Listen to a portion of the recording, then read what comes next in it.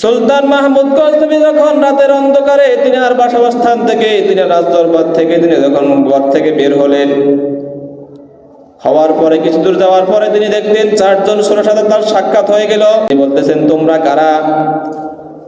চোরগুলো মনে মনে ভাবতেছে, এত গভীর রজনীতে আমরা যদি চুরি করার জন্য ঘর থেকে বের হয়েছি, তাহলে মনে হয় এই ব্যক্তিও আমাদের সাথে চুরি করার জন্য ঘর থেকে বের হয়েছে। যখন সুলতান মাহমুদ গজনবী বললেন, তোমরা কারা? তখন ওই চারজন চোর বলতেছেন, আমরা তো হলাম চারজন চোর। তুমি কে? তুমিও তো নিশ্চয়ই আমাদের মতো একজন চোর, তাহলে চলো আমাদের সাথে তুমি আজকে চুরি করবা। সুলতান মাহমুদ গজনবী কিছু না বলে বলতেছেন, তোমরা যদি চোর, তোমাদের সাথে আমি যাব, তবে তার আগে একটা শর্ত। তোমরা আমাকে বলো, তোমাদের যে চুরি করতেছ, তোমাদের কার কি যোগ্যতা আমাকে একটু খুলে বলো। চারজন চোরকে জিজ্ঞাসা করলো যে তোমাদের কি যোগ্যতা আমাকে একটু খুলে বলো। সুলতান মাহমুদ গজনবী যখন এই প্রশ্ন করলেন, তখন একজন চোর বলতেছেন, প্রথম চোর তিনি বলতেছেন, তুমি জানো না আমি যে চুরি করতেছি আমার একটা পাওয়ার আছে। আমি যখন চুরি করার জন্য কার বাড়িতে যাই, আমার কানটা এত তীক্ষ্ণ, আমার কান এত ধারালো, যখন আমি কারো বাড়িতে চুরি করার জন্য যাই, ওই বাড়িতে কোনো পাহারাদার আছে কিনা, বা কোনো চোর আছে, অন্য কোনো লোক আছে কিনা, বা কোনো কুকুর আছে কিনা, ওই কুকুর ঘেউ ঘেউ করে কি বলে অথবা কোনো লোক কি বলে সেটা আমার কানে চলে আসে, আমি বুঝতে পারি। আমার একটা শক্তি এটা হলো। দ্বিতীয় চোরকে বললো যে তোমার কি শক্তি আছে, তোমার কি পাওয়ার আছে? ওই চোর বলতেছে, আমি যখন কারো বাড়িতে ঢুকার পরে যখন গেটের তালা দেওয়া থাকে, আমার হাতের একটা অলৌকিক শক্তি আছে। আমি হাতের এক হাত দিয়ে আরেক হাত যখন ঘষা দিই, তখন ওই তালাগুলা খুলে যায়। তিন নম্বর চোরকে বললো যে তোমার কি শক্তি আছে? তিন নম্বর চোর বলতেছেন, আমার নাকের এত ঘ্রাণ, আমার নাকের এত তীক্ষ্ণ, আমার নাক দিয়ে আমি এত সুন্দর ঘ্রাণ পেতে পারি। যেই বাড়িতে আমরা চুরি করার জন্য যাব, ওই বাড়িতে কি স্বর্ণ অলংকার আছে বা কি জিনিসপত্র আছে, ওগুলো আমি নাক দিয়ে যখন ঘ্রাণ নিই, তখন আমি আমার কানে নাকে চলে আসে। কি স্বর্ণ অলংকার আছে সবগুলো আমি দেখতে পাই, শুনতে পাই নাক দিয়ে। চার নম্বর চোরকে বললো যে তোমার কি শক্তি আছে? ওই চোর বলতেছেন, আমার চোখের এত তীক্ষ্ণ ধারালো, আমার চোখের এত পাওয়ার, আমি চোখ দিয়ে রাতের অন্ধকারে যদি কোনো লোককে দেখতে পাই, সকালবেলা তাকে আমি চিনতে পারি এটা কে লোক ছিল। এই বলে চারজন তিনাদের সাহসিকতা প্রমাণ দিলেন, তিনাদের ভিতরে কি যোগ্যতা সবগুলা তিনারা প্রমাণ দিলেন। এবং চারজন চোর একসাথে বলতেছেন, তোমার কি শক্তি আছে, তোমার কি সাহস আছে, বা তোমার কি অভিজ্ঞতা আছে? সুলতান মাহমুদ গজনবী বলতেছেন, আমি তো চোর না। মনে মনে ভাবতেছেন আমি তো চোর না, তারপরে তিনি বলতেছেন, তোমরা যেটা তোমাদের সাহসিকতা, তোমাদের অভিজ্ঞতা তোমরা বলেছ, আমার একটা অলৌকিক ঘটনা আছে। আমাদের দাঁড়িগুলো আছে, আমি দাঁড়ি দিয়ে যদি আমি এভাবে একটা ইশারা করি, তাহলে মানুষ হত্যা হয়ে যাওয়ার কার্যক্রম শুরু হয়ে যায়। আর যদি আমি দাঁড়ি দিয়ে ডান থেকে বাম দিকে ইশারা করি, তাহলে সেই হত্যা থেকে বেঁচে যায়। জোরে বলেন সুবহানাল্লাহ। তিনি বলতেছেন, আমার এই অলৌকিক শক্তি আছে, তোমাদের সাথে আমাদেরকে নিয়ে যাও। ওই চারজন চোর বলতেছেন, তাহলে আজকে আমরা সুলতান মাহমুদ গজনবীর বাড়িতে আমরা আজকে আক্রমণ করব। সুলতান মাহমুদ গজনবীর আমরা বাড়িতে গিয়ে আমরা আজকে চুরি করব। তাহলে চলো, তারা সবাই রওনা শুরু করলেন। সুলতান মাহমুদের গজনবীর বাড়ি পর্যন্ত তারা চলে গেলেন, রাজদরবার পর্যন্ত তারা চলে গেলেন। যাওয়ার পরে তারা তাদের সিস্টেম মোতাবেক তারা ঘরে ঢুকে গেলেন। ঢুকার পরে সেখানে যে জিনিসপত্র ছিল, যে স্বর্ণ অলংকার ছিল, যা যা তারা প্রয়োজন সবগুলো তারা নিয়ে গেলেন। এখন তারা সবগুলা যখন বস্তা ভরে নিলেন, তাদের বস্তা ভরার পরে একজন বলতেছেন, ভাই দাঁড়াও, আমরা এখান থেকে বের হব না। কারণ সুলতান মাহমুদুল গজনবীর যে আলিশান রাজদরবার, যে বেড, যে বিছানা, আমার মনে হচ্ছে আমরা এখানে একটু বিশ্রাম দিয়ে একটু ঘুমাই। সকালবেলা আমরা আজানের পর আগে আমরা এখান থেকে বের হয়ে যাব। যখন তারা এই সিদ্ধান্ত নিল যে সুলতান মাহমুদুল গজনবীর বাড়িতে আমরা একটু আশ্রয় গ্রহণ করব, বিশ্রাম গ্রহণ করব, সকালে ফজরের আগে আমরা এখান থেকে বের হয়ে যাব, ওই মুহূর্তে যখন তারা এই সিদ্ধান্ত নেওয়ার পরে তখন তারা বিশ্রাম নিল। যখন তারা তাদের বিছানার ভিতরে শুয়ে পড়ল, আরামসে তাদেরকে ঘুম চলে আসলো। ফজরের আজান হয়ে গেছে, তখন তারা টের পায় নাই। ওই মুহূর্তে সুলতান মাহমুদ গজনবী ওই চারজন যুবক যখন ঘরের ভিতরে ঢুকে গেলেন, ঢুকে যাওয়ার পরে সুলতান মাহমুদ গজনবী বাইরে থেকে তালা মারি দিলেন।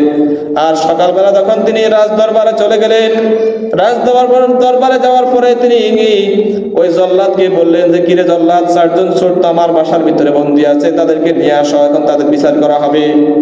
যখন সূর্য উঠে গেছে, একেবারে চতুর্দিকে আলো হয়ে গেছে, তখন ওই জল্লাদ তাদেরকে যখন ঘরের ভিতরে টোকান দিল, তখন তারা সকাল সেখানে ঘুম থেকে উঠলো। দরজা খোলার পরে তখন ওই জল্লাদ তাদেরকে নিয়ে রাজদরবারে নিয়ে বিচার কার্য করার জন্য নিয়ে আসলো। আসার পরে ওই তিনজন যুবক হাউমাউ করে কান্না করতেছে যে আজকে তো আমাদেরকে কতল করে ফেলবে, আমাদেরকে হত্যা করে ফেলবে, আমাদের তো কোনো বাঁচার কোনো উপায় নেই। একজন যুবক কাঁদতেছে না, সে সুলতান মাহমুদ গজনবীর দিকে তাকিয়ে সে হাসতেছে। ওই একজন যুবক হাসতেছে কারণ সে তো বলছে রাতের বেলায় কোনো লোককে সে অন্ধকারে দেখলে সে দিনের বেলায় চিনতে পারে। ওই যুবক সুলতান মাহমুদ গজনবীকে বলতেছেন, সুলতান মাহমুদ গজনবী, তুমি তো রাতের অন্ধকারে আমাদের সাথেই ছিলা, আমাদেরকে বন্ধু বানাইছ, আমাদেরকে তোমার সহপাঠী বানাইছ, বা অথবা তুমি আমাদের সহপাঠী হয়েছ, আমাদের বন্ধু হিসেবে তুমি আমাদের সাথে একসাথ হয়ে চুরি করার জন্য আমাদেরকে বন্ধু মহল বানিয়ে ফেলছ। তাহলে তুমি আমাদের সাথে ছিলা, এখন তুমি কিভাবে আমাদেরকে হত্যা করবা? তুমি তো আমাদের বন্ধু হয়ে গেছো। কে বলতেছে? একজন চোর বলতেছে, তুমি তো আমাদেরকে রাতের বেলায় বন্ধু বানিয়ে ফেলছ, তাহলে এখন তুমি আমাদেরকে কিভাবে বন্ধু বানিয়ে আমাদেরকে হত্যা করবা? তুমি আমাদেরকে ক্ষমা করে দাও। কেননা তুমি রাতের বেলা বলেছ যে তোমার দাঁড়িয়ে এত পাওয়ার, তোমার এদিক থেকে দাঁড়িয়ে ওদিক থেকে নিলে আর মানুষকে হত্যা করা হয় না। যেহেতু তুমি আমাদেরকে বন্ধু বানিয়ে ফেলেছ, তোমার এই শক্তি, তোমার এই সাহসিকতার কারণে আমরা আর জীবনে কখনোই অন্যায় কাজ করব না, আর কখনো চুরিও করব না, আমাদেরকে তুমি ক্ষমা করে দাও। সুলতান মাহমুদ গজনবীর চোখ থেকে টলটল করে পানি বের করা শুরু করলো। তিনি যেহেতু ওয়াদাবদ্ধ করেছেন রাতের বেলায় যখন তাদের সাথে চুরি করার জন্য তাদেরকে বন্ধু হিসেবে বানিয়ে ফেলেছেন, তাদেরকে ওলি হিসেবে বানিয়ে ফেলেছেন, এই জন্য ওই সুলতান মাহমুদ গজনবী ওই যুবকের কথায় তার চোখ দিয়ে টলটল করে পানি বের হয়ে গেল। তিনি বলতেছেন, যাও, তোমাদেরকে আমি ক্ষমা করে দিলাম, আর কখনো তোমরা চুরি করবে না। যদি এই ওয়াদাবদ্ধ করতে পারো তাহলে তোমাদেরকে আমি এখন ক্ষমা করে দেবো। জোরে বলেন সুবহানাল্লাহ। রাষ্ট্রীয় কার্য যে আরো যে লোকগুলা ছিল তারা বলতেছেন, যাবো না, আপনি এদেরকে ক্ষমা করবেন, এদেরকে আপনি হত্যা করেন, কারণ এরা সমাজের ভিতরে, এলাকার ভিতরে অনেকগুলা চুরি করেছে, নিরপরাধ মানুষের স্বর্ণ অলংকার তারা লুটে নিয়েছে, অসহায় দরিদ্র মানুষের স্বর্ণ অলংকার তারা লুটে নিয়েছে, তাদেরকে ক্ষমা করবেন না, তাদের বিচার ঠিক মতো করেন। তখন সুলতান মাহমুদ গজনবী বলতেছেন, শোনো শোনো, রাতের বেলা আমি এদেরকে আমার বন্ধু হিসেবে বানিয়ে ফেলেছি, আমি বন্ধু হিসেবে বানিয়ে ফেলার কারণে আমি এখানে তাদেরকে হত্যা করতে পারবো না, আমি এদেরকে ক্ষমা করে দিলাম, কারণ এদেরকে তো রাতের বেলা আমি বন্ধু হিসেবে গ্রহণ করেছি। এজন্য আল্লাহ সুবহানাহু ওয়া তাআলা বলেন, আল্লাহু ওয়ালিয়ুল্লাযীনা আমানু ইখরুজুহুম মিনাজ-যুলুমাতি ইলান-নূর। যারা আল্লাহ তাআলাকে সঠিক বন্ধু হিসেবে গ্রহণ করেছেন, ওলি হিসেবে গ্রহণ করেছেন, আল্লাহ তাআলা বলেন, ইখরুজুহুম মিনাজ-যুলুমাতি ইলান-নূর, তাদেরকে আমি অন্ধকার থেকে বের করে আমি তাদেরকে আলোর পথে নিয়ে আসি। মানুষ যখন আল্লাহ তাআলার কাছে ওয়াদাবদ্ধ হয়ে যায়, আমি আর কখনো অন্যায় করব না, আর আমি কখনো অন্যায় অপরাধে জড়িত হব না, আমি আজকে থেকে তওবা করে আমি ইসলামের পথে ফিরে আসলাম। যখন এই কাজগুলো করতে করতে একটা সময় সে আল্লাহ তাআলার খাঁটি ওলি হয়ে যায়। জোরে বলেন সুবহানাল্লাহ। ওই লোকগুলো যখন সুলতান মাহমুদ গজনবীর ঘর থেকে যখন প্রাসাদ থেকে যখন তারা বের হয়ে আসলো, আসার পরে চারজন যুবক বলতেছেন, একজন আরেকজনকে বলতেছেন, ভাই শুনো শুনো, দুনিয়ার সামান্য একজন বাদশাহ যদি তিনার দাড়ির এত পাওয়ার, ডান দিক থেকে বাম দিক করার কারণে আমরা মুক্তি পেয়ে গেছি, তিনি যে আমাদের সামান্য একজন রাজপ্রাসাদের বাদশাহ, তাহলে তিনারা তো একজন বাদশাহ আছেন যিনি আসমান এবং জমিনের মালিক। আমরা যদি তাকে বন্ধু হিসেবে গ্রহণ করতে পারি, তাহলে আল্লাহ তাআলার দরবারে আমরা তো একজন খাঁটি ওলি হয়ে যাবো। জোরে বলেন সুবহানাল্লাহ। তারা বলতেছেন, সামান্য একজন দুনিয়ার বাদশাহ দাঁড়িয়ে এত পাওয়ার, আর যিনি আল্লাহ তাআলা আসমান এবং জমিনের মালিক, তিনার কত পাওয়ার হতে পারে? এই সামান্য অপরাধের কারণে, সামান্য ইশারার কারণে আমাদেরকে ক্ষমা করে দিয়েছেন, তাহলে আমরা আল্লাহ তাআলার দরবারে ফিরে যাই, তাহলে আল্লাহ তাআলা আমাদেরকে তো আরো কঠিনভাবে শাস্তি দেওয়ার মানুষকে আল্লাহ তাআলা কি করে ক্ষমা করে দেয়। তাহলে আমরা আল্লাহ তাআলার দরবারে ফিরে যাই, আমরা আর কখনো অন্যায় করব না, আমরা আর কখনো অন্যায়ভাবে অন্যের সম্পদ লুণ্ঠন করব না, অন্যের সম্পদ, অন্যের টাকা, অন্যের বাড়ি, অন্যের গাড়ি, আমরা আর কখনো স্বর্ণ অলংকার এগুলা চুরি করব না। আমরা আজকে থেকে ভালো হয়ে ইসলামের পথে চলে যাব, সবাই একতাবদ্ধভাবে সেখান থেকে ওয়াদা করে সে অন্যায় কাজ থেকে নিজেদেরকে বিরত রেখে ইসলামের পথে চলে আসতে হবে। সুবহানাল্লাহ। তাহলে এই যে আমাদের এখন রজব মাস চলতেছে, এই রজব মাসের ভিতরে আমরা বেশি বেশি করে ইবাদতের মশগুল থাকব, বেশি বেশি ইবাদত করে বন্ধু হয়ে যেতে পারি, তাহলে আল্লাহ তাআলা তো সেই কিয়ামতের মাঠে হাসরের ময়দানে আমাদেরকে সুলতান মাহমুদ গজনবীর মতো সেই আসামের কাঠগড়া থেকে ক্ষমা করে দিতে পারে কিনা?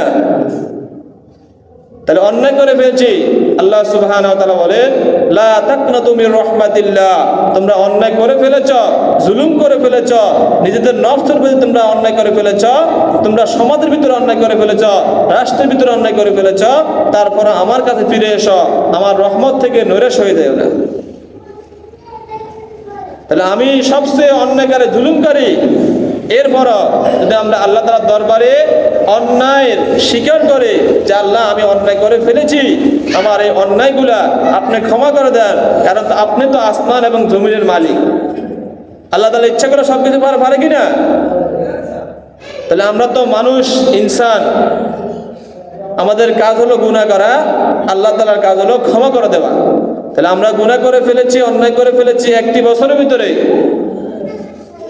ইচ্ছায় অনিচ্ছায় অনেক গুনাহগুলা করেছি। আল্লাহ তাআলার দরবারে আমরা বেশি বেশি করে ইস্তেগফার করব, দোয়া করব যে আল্লাহ আপনি আমাদেরকে সেই কিয়ামতের মাঠে হাসরের দিনে আপনার কাঠগড়া থেকে আমাদেরকে মুক্তি দান করেন। বেশি বেশি করে আল্লাহ তাআলার দরবারে দোয়া করব, আল্লাহ তাআলা যেন আমাদের ক্ষমা করে দেয়, আমাদের একটি বছরের অতীতের গুনাহগুলো আল্লাহ তাআলা ক্ষমা করে দেয়। সামনে যে একটি বছর আসতেছে, ওই একটি বছরের ভিতরে আমরা যেন আল্লাহ তাআলার ইবাদতে মশগুল থাকতে পারি, আল্লাহ তাআলার কোরআন এবং রাসূলের হাদিস মোতাবেক জীবনকে পরিচালনা করতে পারি, সমাজকে পরিচালনা করতে পারি এবং নিজের পরিবারকে পরিচালনা করতে পারি। আল্লাহ তাআলা আমাদের সেই তৌফিক দান করেন, আমিন।